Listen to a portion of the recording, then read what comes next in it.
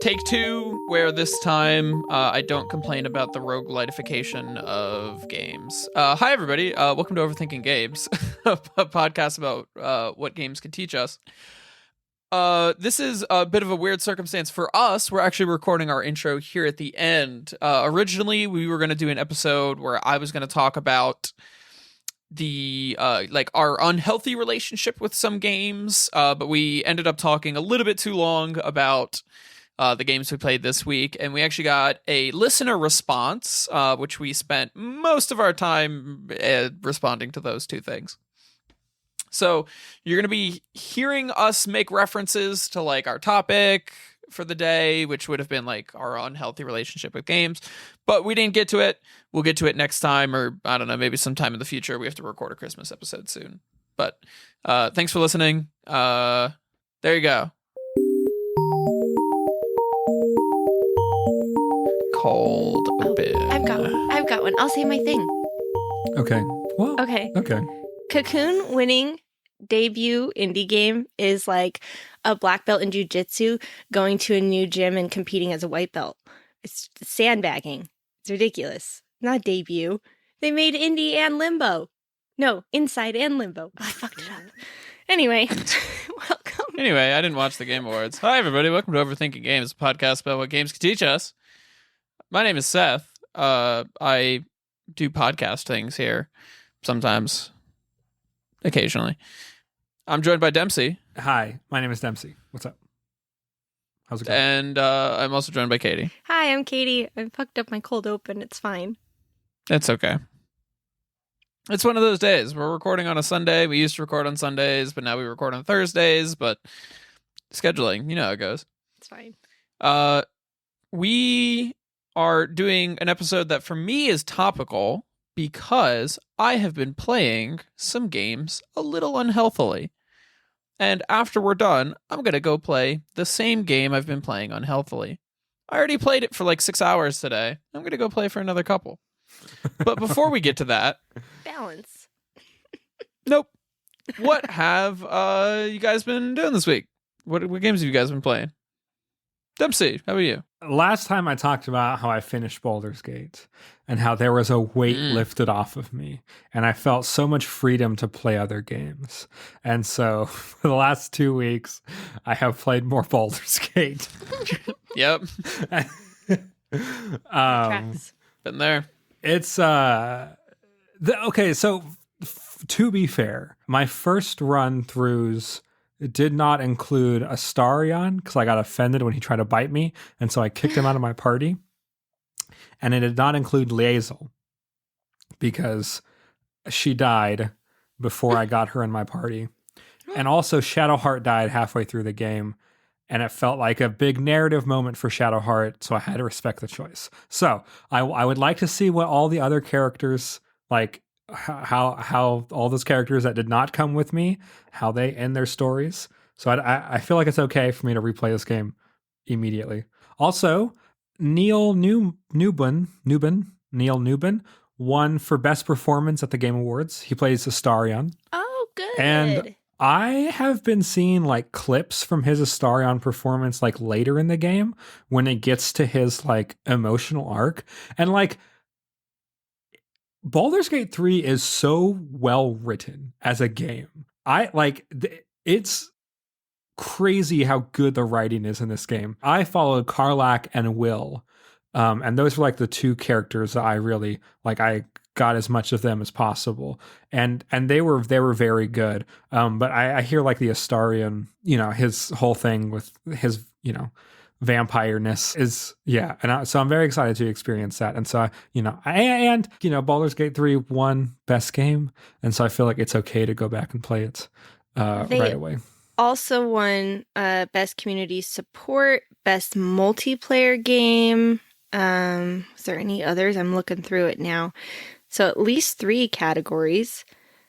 I'll make a mention just for everybody listening that like we're recording this like shortly after the Game Awards, but we fully know that you're not going to hear it for like another couple weeks at least. Look, if it mattered to you today, it'll matter to you in like 3 weeks. You're fine. That's how relevancy works. Merry Christmas, everyone. Hopefully your New Year's are going well. We're 15 days from Christmas. Yeah. So, but anyways, I think, yeah, player's choice. I think multiplayer is very funny for Baldur's Gate to win, because I would not describe that as a multiplayer game. Would you not? Like Elden Ring win multiplayer like its year, and then everyone was like, Elden Ring's a multiplayer game. Okay. At least Baldur's Gate actually has a functional multiplayer component. Like when my brother and I were playing it multiplayer, I felt like it really shined as a like kind of a true D&D experience, which was pretty cool. Yeah. I'm very happy that I didn't want to flirt with any of the characters because that's weird when I'm playing the game with my brother. So we were just like, we're just not going to talk to the other characters that much. So it was a little bit more player centric. But yeah, that's very funny. It was interesting. I was playing with my mom, but I did not get far enough to have to think about that. I did. If you play on your own, will you flirt with the characters? Hell yeah.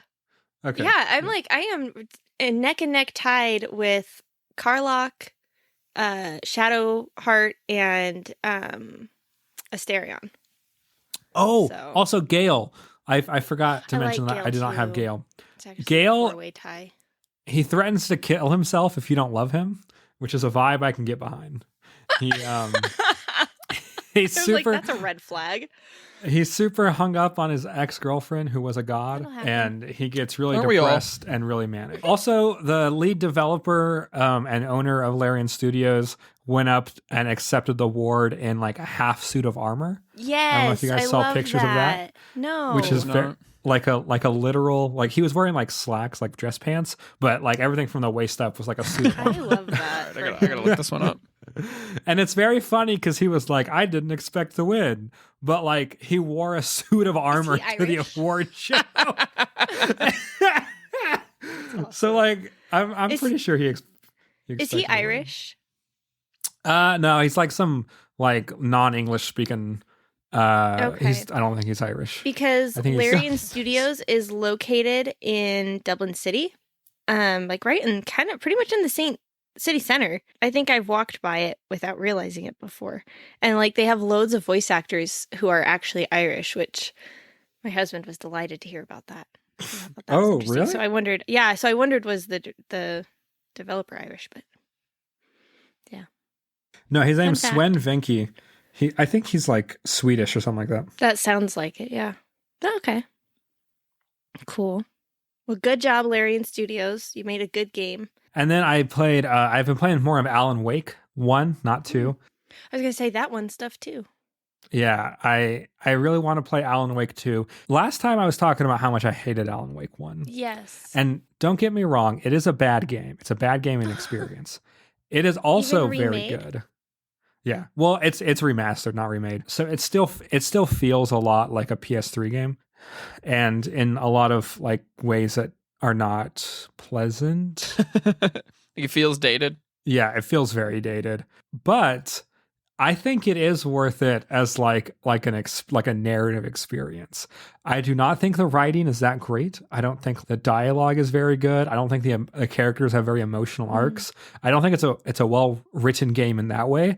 But like the world that it builds and like these like supernatural thriller ideas that it fleshes out are actually super cool. It uses darkness in like one of the most scary ways I've ever experienced in a video game, and one of the most cool ways. And it also uses the invisibility effect. It has really cool like invisibility effects from the monsters. I am at a point in the game, and I think a lot of like 2000s to like 2015 movies, like especially like supernatural thrillers, will have a point where it turns into just like a fun adventure film. It's very spooky as they're setting up the mechanics of the world. But as soon as you like open up the mystery and know what's going on, and then the characters have like all this agency of like, okay, now we know that light defeats the darkness. And like one of the character has like a headlamp on their head. And so they kill monsters with just a headlamp on their head. It's taking a turn from like very serious, dour, psychological, supernatural thriller to like I know how Still to beat supernatural. these guys. Yeah, supernatural thriller, but now they're like logistically in their way to like maximize places to be as bright as possible. So which now is it's kind of becoming fun. more of a puzzle game than an action adventure, kind of. Well, no, the gameplay is still bad. It's that's all like narrative stuff and happens in cutscenes. The actual like moment to moment gameplay, it's pretty repetitive. The set pieces are cool, but they're only cool in the cutscenes. And then when they come out and like the actual like mechanics of the game, I do not think are that interesting. I think the wayfinding's pretty interesting and the environments are cool. A lot of the enemy interactions feel the same.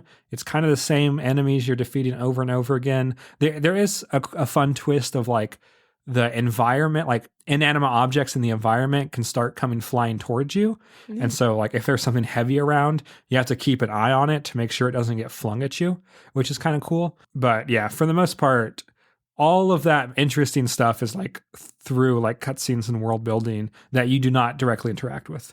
But I hear Alan Wake 2 is a lot better. And so the idea of like taking the mechanics of this world and this like flabby Stephen King crybaby character. I was literally going to say, do you notice the Stephen King influences? I was literally going to ask that. Well, and the game calls it out directly. Like, does it? Like there's literally lines where he's saying like Stephen King is my greatest influence. Is like well, and it's like set in like a coastal town, just like a lot of Stephen King stories and. Yeah. Yep. And he's a writer. It's a lot about. I feel like I can spoil Alan Wake. If you want to play it by this point, but it's like very meta in a way that I was not expecting. Alan Wake is a fictional character that he creates, that Alan Wake creates, and so Alan Wake, the writer, writes the story of his own life. He wishes he can make that story different, and he's frustrated by the fact that he cannot control the kind of story that he writes. So is all the supernatural stuff actually just his imagination? So I don't think so. And I think it's definitely not, because there's a sequel. And I think it would be weird if Alan Wake 2 was also just in his imagination. It was all a dream twice.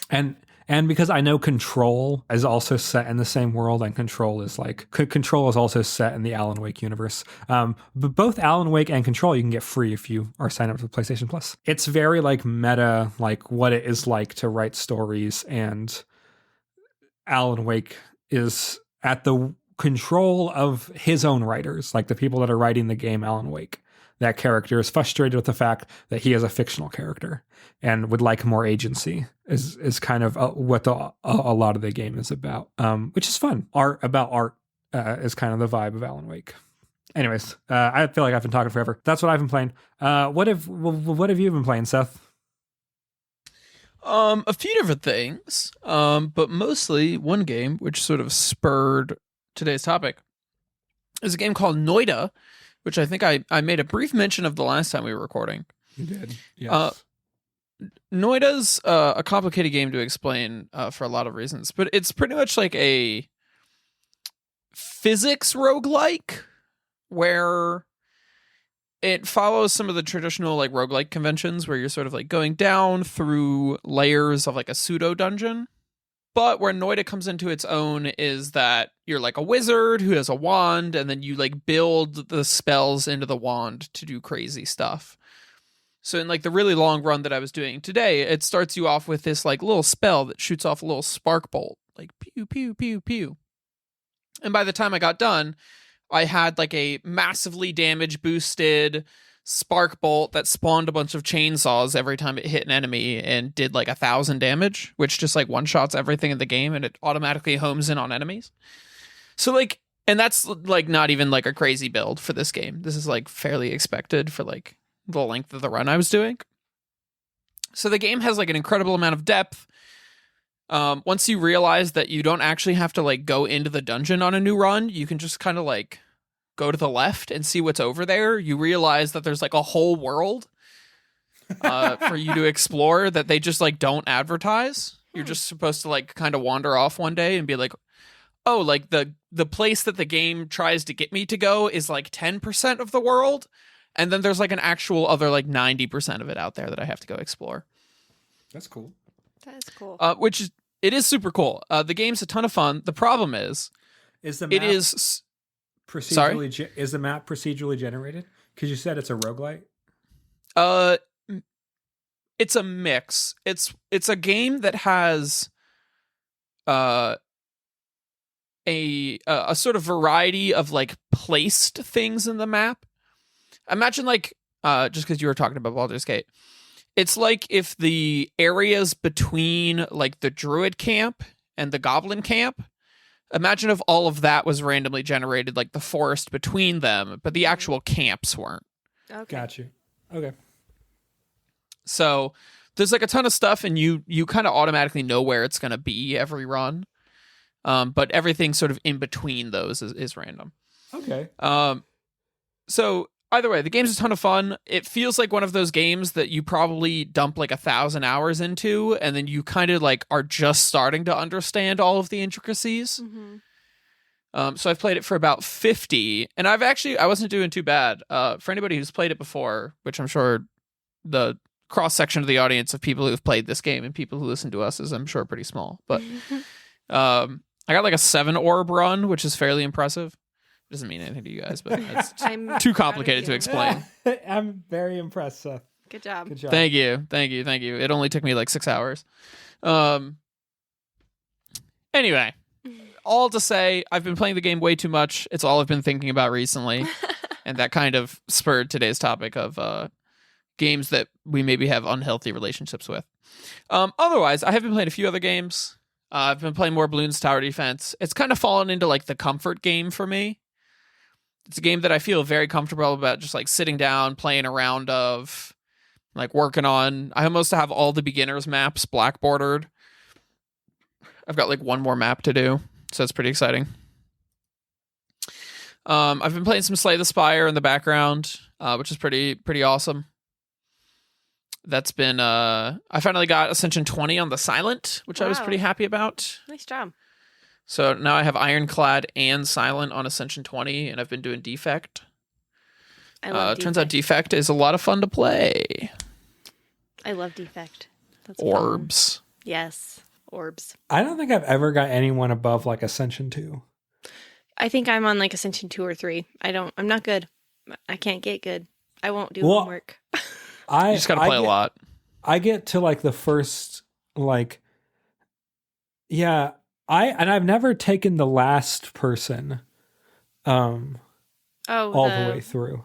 The stance Watcher lady. Yeah. Mm-hmm. Yeah, I don't like Watcher, but I'm She's also hard. stupid, so I don't know how to use her. I know. I always get overconfident and get decimated. Like, oh, damn it. I should have changed. Yeah, I'm just in wrath mode, and I'm like, oh, I guess I'm gonna take double damage and die. Yeah. That's how it be. Yep. Anyway, that's kind of it for my games. Nothing too exciting, but it's really, I guess I'm saving it for later. Katie, how about you? What have you been playing this week? I've been playing the Talos Principle, which Ooh. I've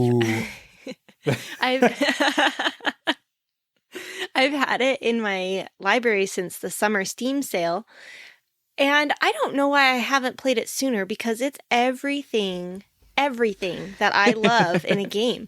It's you're a robot. Are you a person too? What is a person? We don't know. We're going to find out. And also puzzles, really cool, like challenging to me, quite challenging puzzles where you have to like, there's like lasers and there's like electric gates, and you have to like place things in such a way that it'll unlock the gates, and you have to figure out like, I'm not explaining it well, but there's like, they're in this, okay, back up, rewind, try again. You wake up in this kind of rundown but lovely garden with a disembodied voice telling you that they are God, basically, and you are their child. And you... I don't think you should listen to that voice.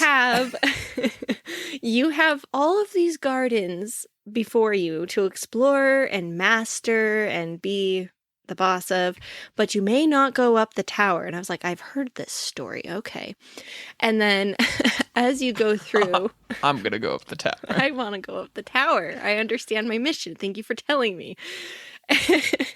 And as you go, you find these terminals, and the terminals have like these little snippets of data like emails and little like essays and all these different things. Basically, I'm getting the gist that the world has ended and I am some remnant of civilization. And as you go through, you start to try to kind of figure out what the hell's going on. And there's these little QR codes on the wall that have messages from previous of these children, quote unquote.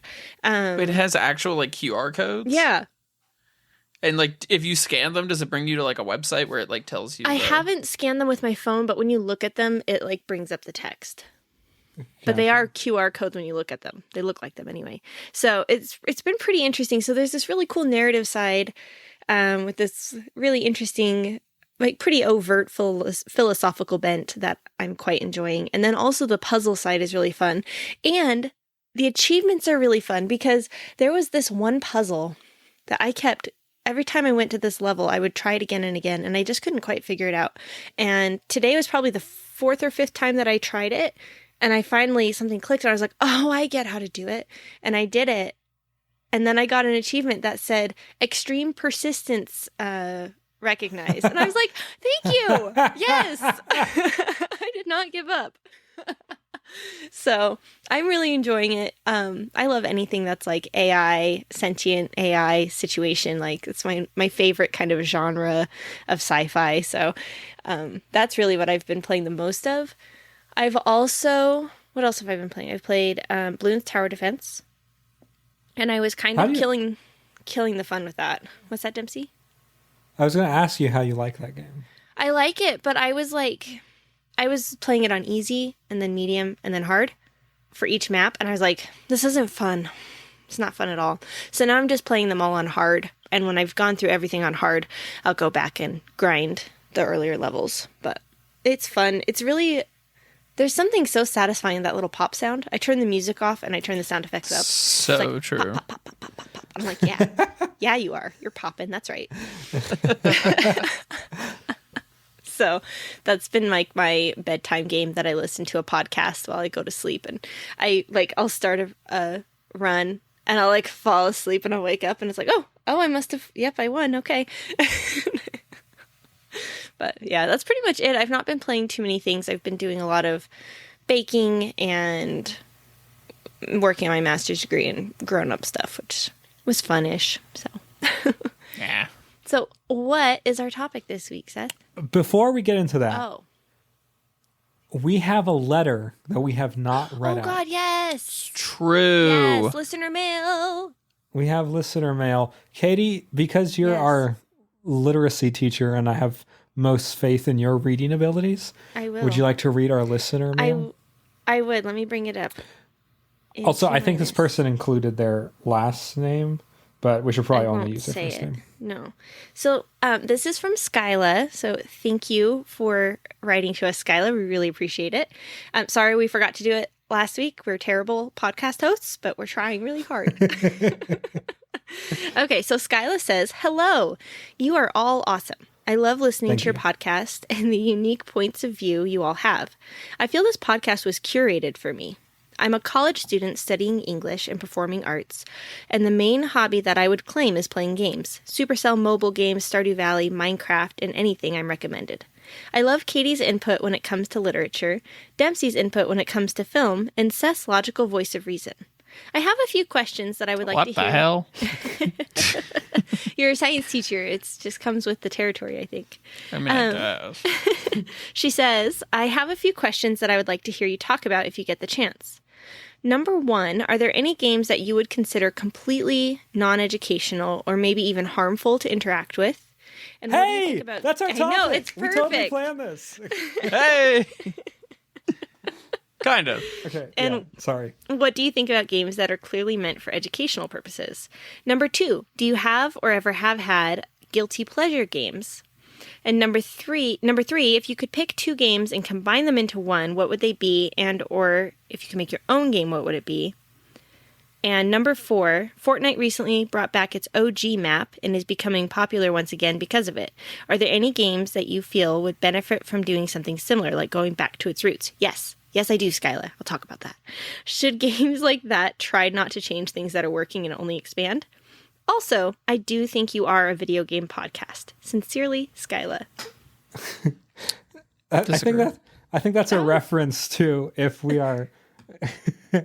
When we were having existential crisis about whether we were or were not a video games podcast. Yes. So thank you, Skyla. That was a wonderful letter, and thank you so much for your questions. So let's circle back to the first question. She says, "Are there any games that you would consider completely non-educational or maybe even harmful to interact with?" I think we should answer that one last, and then let let's come back. Let that lead us into our topic. Okay, so then number 2 is, do you have a guilty pleasure game? We could come back to that too. What about this one? Okay, if you could pick 2 games and combine them into one, what would they be? Or if you could make up your own game, what would it be? So if I could make up my own game, I do have an answer for this. Okay. It would be Stardew Valley, but set in a school. And you would have to do like classroom management instead of like farm management. Oh, God. Oh, my God. Seth does not like this idea. No, thank you. No, I had a it kid just sounds slap like my another job. kid on Friday in my class right in front of me. I was like, ah! So it's like my class was like Fight Club. I don't need that in a video game. This is insane. I think that you could like make a lot of like I just think like a classroom like is such a good structure for, because you have like different kids with different needs, and so you have to like I've been playing a lot of Stardew recently, and so like I don't know, I just see think how that could be fun. Like classroom management sim as a genre could take off like farm sims With a Persona 5 element where like in between class times there's like the faculty room and the like the main office and the counselor's office, and you have to like schmooze the the janitorial staff so that they'll be nice to you and help you when your curtains break. It's just like my actual job. I like that idea. Anyways, so that's my pitch. Oh, that's really good. I'm going to think about that and come back to it because I can't think off the top of my head. I should have thought about that earlier. I've got one, which is I wish Elden Ring had a kind of like a roguelite mode. Where maybe it would just like randomly generate like dungeons, kind of like the Chalice dungeons from Bloodborne, if anybody knows what I'm talking about. But like turn into a roguelite, or either that, or this totally goes against the point of the Souls games. But to have like Diablo or like Borderlands style weapons, but for Elden Ring, where like the different parts of the weapons are like randomized. So like each time you like played through the game, it would have like customly spawned weapons, and then it would have like legendary weapon drops from like certain bosses that you'd have to farm for. I know like Lies of P lets you have like a different hilt and blade, and so you can make like custom weapons. No shit. That's kind of what I'm talking about. Like, have you ever played Borderlands? No, it scares me. It's a great game. How the guns work in Borderlands is that, so like a pistol will be made of like a barrel and a body and like a whatever the part you hold. The trigger, the handle. It'd be like barrel plus like grip plus body, and then each of those pieces will be from like a different weapon manufacturer, and then so like it inherits like different stat modifiers from like the different manufacturers, and then whenever it drops a pistol, it just randomizes like all the different parts, which is why Borderlands 3 can boast that it has like 10 billion guns in it. Sure. Is because it's really just like, oh, there's like 100 different like pistol barrels, 100 different bodies, 100 different grips. Okay, like you've got like a billion. Sure. So I want that, but for Elden Ring. I have another answer. So imagine Elden Ring, but with like a base building mechanic, and like all the NPCs that you save get to like hang around like your little base, and you get to like build up a little like community of friends. I would That's fucking just go. Dark Souls 1. Is that what Dark Souls 1 is? I should play Dark Souls 1. I mean, loosely. I mean, people also leave and die in the process, but like they do all kind of like show up at Firelink Shrine and everyone has a great time. Because in Elden Ring, you have the office that you can go to with like the round table, whatever that's called. But like you don't get to like customize or build that. But I think like you can't do that in Dark Souls 1 either. But I get what you're saying. But I think having like a base building mechanic in Elden Ring, especially for me, because I was really slow at playing Elden Ring, and so it did feel like an epic journey, like a journey through this like huge land, and so to have like something that I was like building up externally as I progressed further, I think would have been really satisfying. Yeah, this is the interesting case I think for Elden Ring, because I feel like Elden Ring, you start with a bunch of NPCs in the round table hold, and by the time the game is done, they've all like died or left, which is kind of the point. But like, it'd be cool if more like showed up. Cool. I thought of one. Yes. So I was thinking of, I really love mystery games, and I also really love the cooperative element of Baldur's Gate. And I think what I would love is like a multiplayer mystery game where it's almost like when you get those like hunt a killer boxes, those subscription boxes, and you can like go through all the clues together in person and you like solve the crime together. I love that kind of stuff. But I'd love to be able to do that in a game so that I could do it with my brother. Katie, have you ever heard of Don't keep talking and no one dies? What is it? Keep talking and no one dies. Oh, I'm going to write that down. Is that game exists? It's keep talking and nobody explodes. Yeah, keep talking and nobody explodes. Okay. And Katie, the game's on 70% sale right now. What? Uh-oh. No, you should get it. It's $4.49. It's really good. I need to text someone actually relating to this exact thing. Hold on. All right. Hold on. Pause. Should we all just get it and then we can play it together? Oh my God, yes. Yeah. All right. That's so fun. Okay, we're going to do a live We're doing this purchase. live right now, everybody. This is actually live happening. Purchase. Nobody. Wait. Keep talking and nobody explodes. Yeah.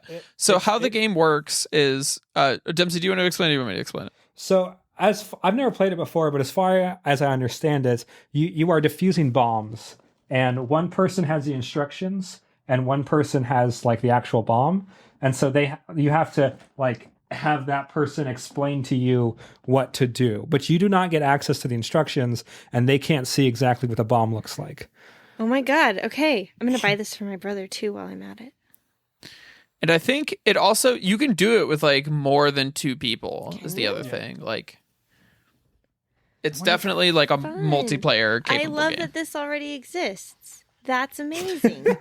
Fantastic. Because I don't know how to make a game, so that's great. You know, I'm making so a game glad. seems difficult. It does seem rather difficult. so true. Oh, he already owns it. Of course he does. He has every game ever made. Okay, good. I guess I know what we're playing this Monday. Fantastic. Nice. Oh yeah, it is on I'm sale. excited. It's awesome. That's funny that you guys both knew. That's great. I'm stoked for this. Yes. It's a good game. Fantastic. Okay. Cool. Okay, so our next question was, Fortnite recently brought back its OG map and is becoming popular once again because of it. Are there any games that you feel would benefit from doing something similar, like going back to its roots? And I have strong feelings about this because I play Warzone.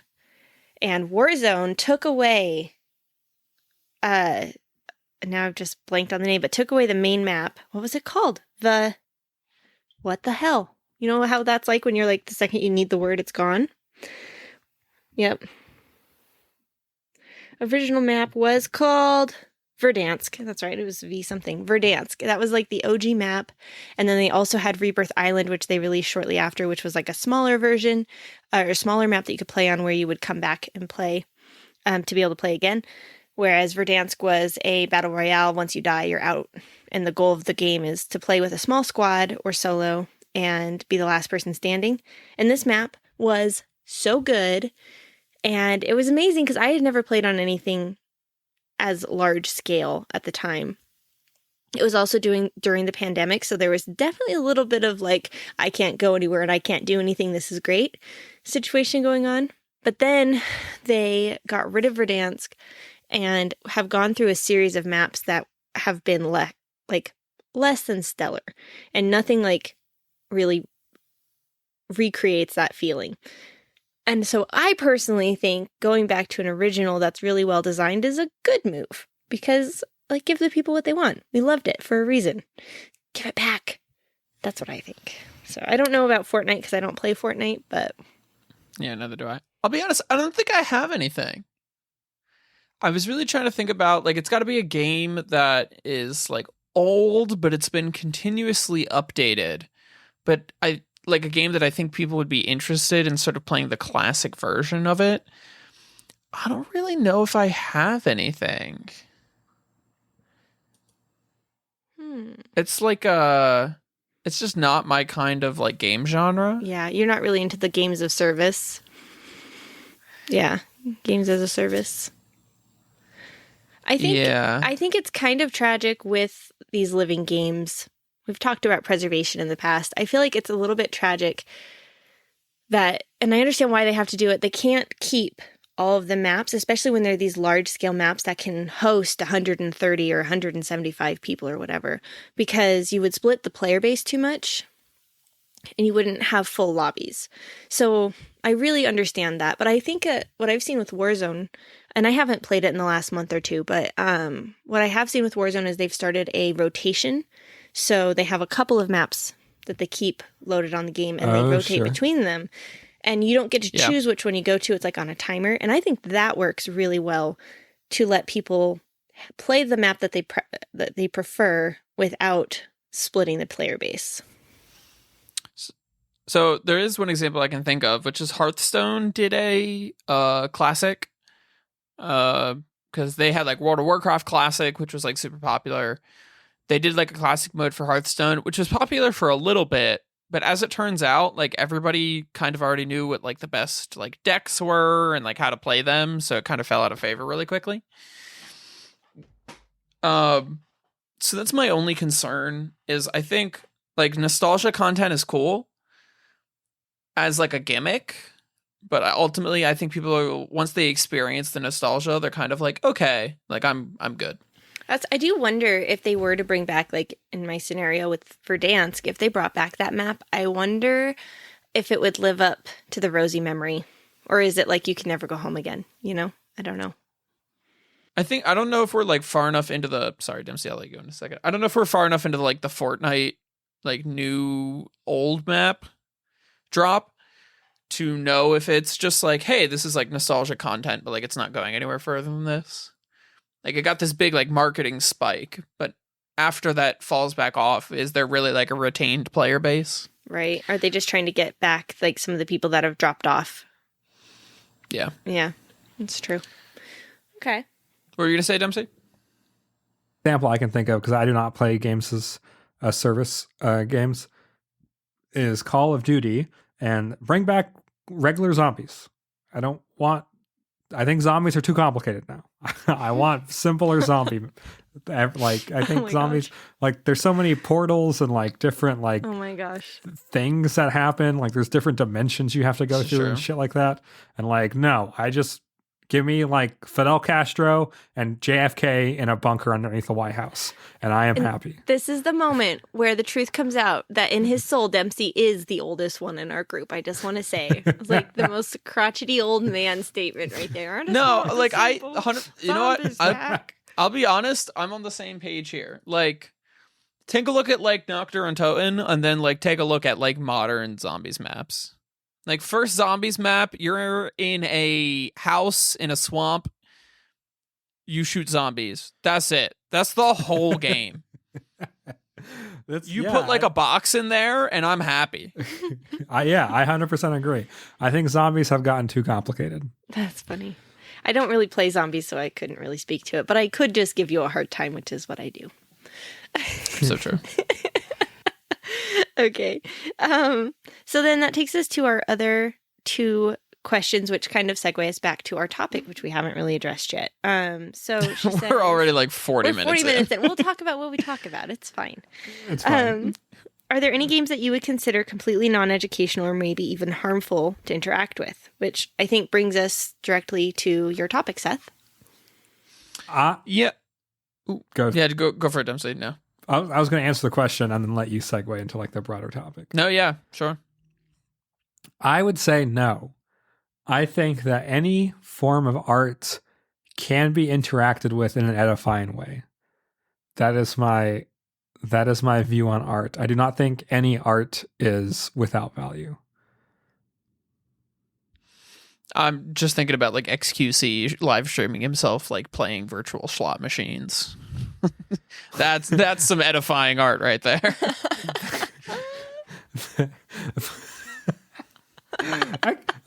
I don't. Okay, I think no. I stand behind my statement. Like, double down. Art only exists in the relationship between like the artist and its audience, and like in the building of that relationship, there is something valuable inherently. And so I do not think that art. I do not think that if it exists as a creative expression of some sort, no matter what kind of propaganda it is, no matter how addicting it is, I think even like looking at slot machines, like we can learn a lot from slot machines in non-destructive ways. For example, Vampire Survivors is a great way of taking the lessons learned from slot machines and bringing them into a more productive medium. And I do not think it's a coincidence that developer worked on slot machines professionally before he created Vampire Survivors. Actually, I was skeptical for a second, but then I was thinking about, like you're playing Vampire Survivors and you get like the extra like bonus chest that gives you the extra stuff, and then it's got like the extra couple of ribbons that comes out, and like the game freaks out. I'm pogged up. Like, it's great. I think I hear what you're saying with that. I think though that I would say in general I agree with you. I think specifically I think that there are some games that are harmful for some people. Like I was reading about when we decided on this topic, I was reminded of Diablo Immortal, which is the like phone version of Diablo that came out a while ago. And the fact that like in order to max out your character, it would cost between $50,000 and $100,000 real life dollars in order to do that. And that they're banking on what they call whales, which are people who will pour that kind of money into a game. And I think those kinds of games that are really literally banking, it's a free-to-play game. They are literally banking on people being compelled to pour their money into this game in order to level up and that sort of thing. I think that's pretty predatory and not edifying. So, okay, I think something can be harmful. That does not mean I think there is no value in it. I think that there is a lot. I've never played Diablo Immortal. I've never played any Diablo games. They're good. But I mean, like, I think that even like I think the monetization is obviously bad and a problem, and it impacts how the game is built to support that monetization. But I think there's other lessons that people who want to know more about games can learn from Diablo Immortal. Like, I think there's other things that game probably accomplishes that are not unhealthy by themselves. I think that, yes, I think that something can be a bad product and a bad game, but I don't think that. I think that there is an educational and informed way to interact with Diablo Immortal that is good for learning more about game design, or learning more about art direction, or learning more about psychology, or like there is some educational use that you could pull out of Diablo Immortal. So like bananas are fine and healthy to eat unless you have a deathly allergy to bananas, in which case they're very bad for you. So I feel like I can look at it that way. Okay. Well, and also like with Diablo Immortal, I think we have to do the work to make that experience educational. I do not think the developers put the work in to do that. I think, and I think with something like a single player game, a lot of times the developers put the work in to make that an educational and edifying experience. Whereas with something like Diablo Immortal, we have to do the work to invent that experience. Even if the edification we get from it is being able to recognize extremely predatory practices and why it works, so that we can avoid them. Yeah, yeah, I would still consider that educational. Also, I didn't mention this, but I feel like I want to mention it now. The Last of Us 2 is getting a roguelite mode, which I am pretty fucking pumped for. Ooh. Interesting. Yeah, Pog. It's non-canon. It's non-canon, the narrative, and you can play as a whole bunch of other characters from The Last of Us 2. Do you just kill each other with golf clubs or what? No, you get to be other characters, and you don't kill people, you kill zombies. Oh, gotcha. Okay, gotcha. It's not multiplayer. Maybe that'll take... Is COD Zombies really just a roguelite mode?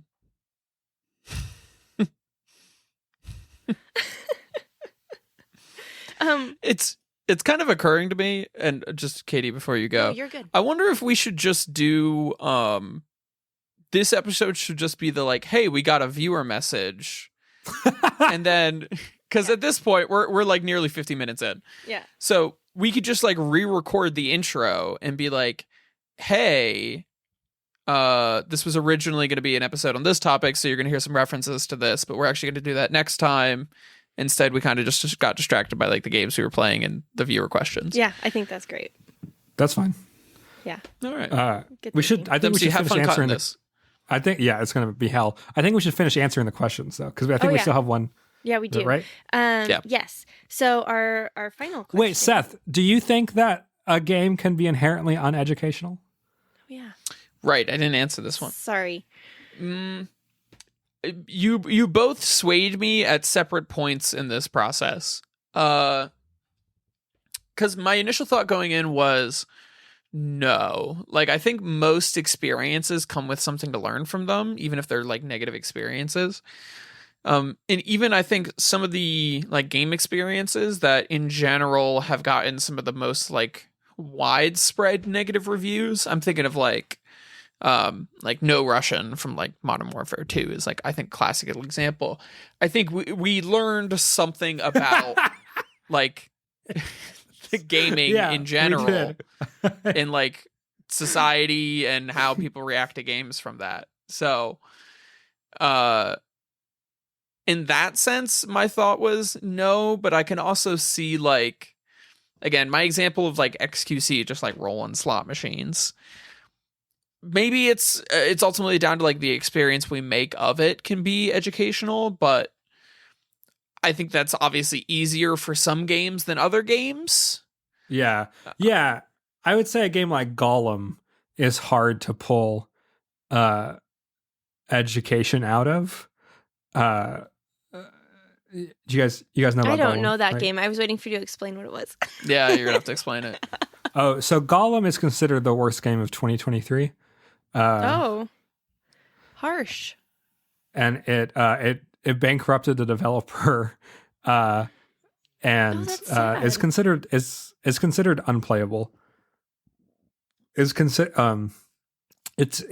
a bad game. Like it's an official Lord of the Rings title. I wondered if it was Lord of the Rings, or if it was like a golem, like a GOLEM, but it's GOLLUM. Got you. No, yeah. It's an official Lord of the Rings game, but it's one of the worst reviewed games of the year. And I think, but I think like people who know about games would be able to look at that game and figure out what it did wrong and what people didn't respond to and things like that. So anyways, but yes, Seth, I will say that like, yeah, I think for some games you do have to put more work in. I agree with that. Okay. Our final question from the wonderful Skyla was, do you have or ever have had a guilty pleasure game? What kind? Oh, yes. Family Feud for the iOS. Oh, okay. Why is that a guilty pleasure? Because it's a bad game and it has very bad monetization practices. And I should not have enjoyed it as much as I did. And it also just wasn't very thoughtfully designed. The questions repeated a lot, but it was good because when they repeated, I knew the answers. Nice. I think when I was in high school, I got this, like, I think it must have been like Hasbro Interactive or something like that, like this Games for Girls box set from Best Buy. And it had Return to Mysterious Island, which is a legitimate, excellent point and click mystery game. It had, I can't remember, like some like Barbie makeover game, which I did play and I did enjoy. And also like this Barbie horse adventure. Sick. And I loved, okay, so in high school, I was also playing Gears of War and Call of Duty and Barbie Horse Adventure. It was complicated, girl. And I was so obsessed with Barbie Horse Adventure and also so ashamed. I was like, I will never tell anyone. I have now done so, but I was like, I will never tell anyone that I'm playing this game obsessively. But I was so obsessed with it. It got to the point that I was like, I want to ride real horses. This is not enough. And it actually... Oh, no. It actually inspired me to call up a local barn and say, like, hey, do you teach lessons? Is there any way that I could, like, work in exchange for lessons? Because I was a poor high school student. I couldn't afford horse riding lessons. And I ended up mucking out stalls 6 days a week for the next year and riding actual horses. So my guilty pleasure was a good thing for me. You know how the Sony made the movie about the race car driver who was a video game race car driver and then drove real race cars? What's that movie called? It's like a Forza movie. Yeah, but it's not Forza. It's Gran Turismo. So okay, Sony made Gran Turismo. I want Katie's story. Where it's the same story. It's the exact same story. You know what's the problem is I can envision this movie and like it's not even like a crazy concept. Throw in like a romantic subplot that like Katie has with some like dude ranch guy and like oh my god! And there was even like the catty like high school mean girls situation. It was all of it. It was great. That's so funny. That's incredible. I love it so much. How about you, Seth? What's the question again? What's your guilty pleasure in gaming? So it's probably just got to be like some of the games that I have played for like ungodly amounts of hours since I was like a middle schooler, but like I don't play a lot anymore. Which is, it really just comes down to like two main games. It's Team Fortress 2, which I have 1,300 hours in, and a game called Realm of the Mad God, which I have 800 hours in. And my favorite things about these games, Realm of the Mad God is not a good game and is like actively like a bad game. It's got some interesting, unique mechanics. It's not fun to play. It's just like a roguelite. It's how does the game even describe itself? It's like a roguelite bullet hell bullshit game. And what do you love about it? Describes itself as a bullet hell MMO. It's a roguelite bullet hell MMO. Which sounds so cool. MMO? Yeah. Okay. I could very easily imagine a roguelite bullet hell. Like that's pretty much just natural. Enter the Gungeon. Yeah. But then also an MMO? Yeah. It's How does that part work? Yeah, so the problem isn't like bullet hell MMO. The problem is roguelite MMO. Which seems like a cool concept when you think about it, and then you're like, oh, I drop like 12 hours of progress into a character who just like dies, and then I have to start over again is a lot less exciting. That's wild. Yeah, so actively not a good game. I boot it up about once every 6 to 8 months. I play it for like a week, and then I stop.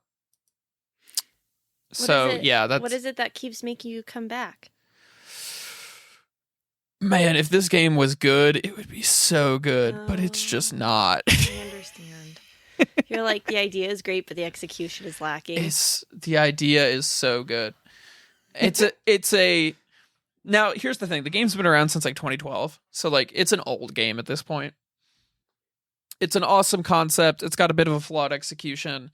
The game is like well past its prime. It's been passed between like 3 different developers at this point as like studios get like bought out. I think we're actually on like developer number like 4. Oh no. No, I think it's 3. There was the original ones. They got bought by the crappy ones and they got bought by new people. They just need to let it die. They just need to they need to take it out behind the shed. They just haven't done it yet.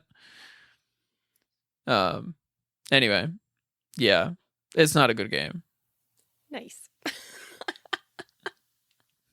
It's like when people play like 1 billion hours of League of Legends, and you're like, "Would you recommend this game?" And they're like, "No." That's my experience with Realm of the Mad God. Got you. And it makes sense why it's a guilty pleasure. You're like, I don't know.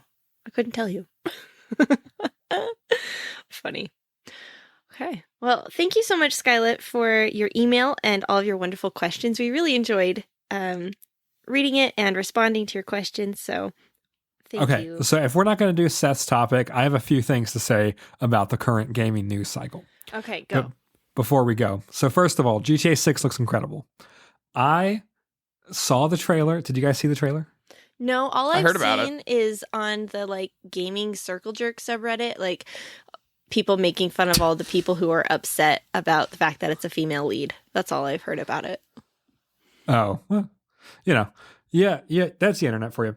But I'm so excited for GTA 6. I really like how Rockstar tells stories. I think that Rockstar is like a really good storytelling company, and so like I am mostly excited for the narrative elements of this game. I thought Red Dead 2 was one of my favorite video game stories of all time, and I think this might be like a more mature kind of crime love story, rather than like middle-aged men going through crises like GTA 5 was. Like this seems like she's like a mom, and like it just seems like kind of a more like, an established adult with stakes in their life. I'm sure it'll be funny and ridiculous and you'll be shooting cops and whatever, but I'm actually genuinely excited for the story. It's a bit of like a Breaking Bad-esque vibe. Like, yeah. Like you've got somebody who's actually got like a life that they're living, and then like there's a sort of circumstance that's brought them to commit Grand Theft Auto, as it be. Have we seen any of the gameplay footage at all? Like, does it look like it's going to be as janky as all of the previous installments heretofore? No, there was a pre-alpha build that got leaked. But we have not seen any like official gameplay. But I'm not worried about that. I think I'm not worried about that at all. I like Red Dead 2 is one of my favorite games ever, and the gameplay in that kind of sucked. So as long as the gameplay is serviceable. Speaking about roguelikes, this week God of War Ragnarok is getting a roguelite mode. Oh, cool. Is that where you like fight bad guys wave after wave, like a horde mode sort of? Kind of, and then there's a map that you go through, and then every time you die, you have different like builds and stuff like that. Oh, fun! As a free DLC, God of War Ragnarok is getting a roguelite DLC, which is fun because I think that combat's really good. So, I would just like to make the quick mention that I feel like my favorite game genre is being gentrified. I knew you were going to say something like that. I was like, here we go. It's not really like. Listen, I gotta be hipster about this one. I've been playing this shit for like 10 years. I was playing roguelikes before it was cool. It's actually true, sister. I have been. That's my commentary right now All on right, that we'll topic. just call Yeah. you Seth the Gatekeeper going forward. I will happily gatekeep my favorite genre. Anyways, but I just wanted to talk about GTA 6, say that I'm excited for it. I think the Florida Man spin is like the best place that Rockstar could have possibly gone That is for like funny. their style of game. Yeah. And then I'm very happy that Santa Monica has given us more God of War for free. That makes me happy. I've never Fair played enough. any GTA game, and you have piqued my interest, so I'll have to check that out. And Don't play GTA 5. Play Red Dead 2. I'm going to play... No, I don't like that game either. Well, okay. I tried twice, man. You tried to play Red Dead 2? I've played it twice. Oh. I just can't. It's too... I hate the movement. I get stuck on things. I feel like I walk like Molasses Man. I don't know. I hate it. Sorry. Yeah. No, that's fair. I'll try GTA 6. I'll wait for that. Is that coming out next year? 2025. Oh, 2 years. Okay. Cool. I'll have 2 years to get excited for it. Woo! Okay. right. That's all I want to say. You can Cool. close us out now, Katie. Okay. Thank you so much for listening to Overthinking Games, a podcast about what video games can teach us. You can find us on Apple Podcasts, Spotify, or anywhere else that you find your podcasts. We're also on TikTok as Overthinking Games. And if you want to send us a message like the lovely Skyla, please feel free to email us. Our email is in the show notes, and we will catch you next week. Thank you. Bye. Bye. Ciao.